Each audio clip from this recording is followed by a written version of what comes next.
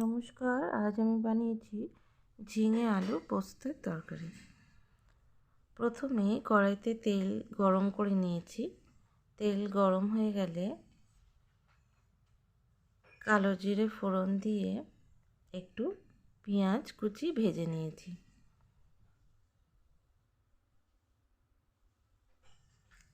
পেঁয়াজগুলো দেওয়ার পর ওর মধ্যে আলুও দিয়ে দিয়েছি, দিয়ে একটু লাল লাল করে ভেজে নিয়েছি।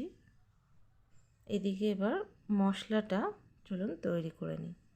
মশলাতে দিয়েছি পোস্ত, কয়েকটা রসুন কোয়া, কাঁচা লঙ্কা দিয়ে ভালো করে বেটে নিয়েছি। এরপর হলুদ গুঁড়ো সামান্য আর সামান্য লঙ্কা গুঁড়ো দিয়ে স্বাদ মতো নুন দিয়ে দিয়েছি, দিয়ে ভালো করে ফ্রাই করে নিয়েছি।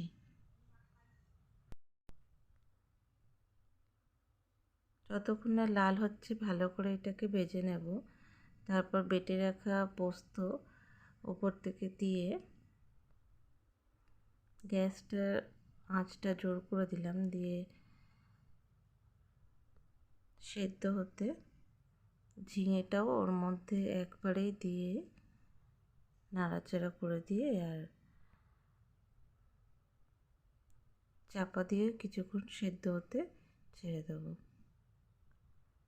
খুবই তাড়াতাড়ি হয়ে যায় রান্না আর খুবই সহজ, খেতে অসাধারণ লাগে।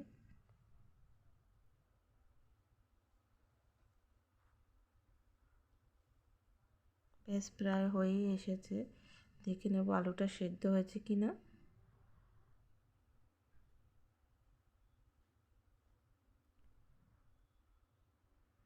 আলুটা সেদ্ধ হয়েই গেছে। তো ব্যাস, তো আমার রান্না রেডি, ঝিঙে আলু পোস্ত। ফিরে আসবো আবারও নতুন রান্নার ভিডিও নিয়ে। এখনকার মতো টাটা।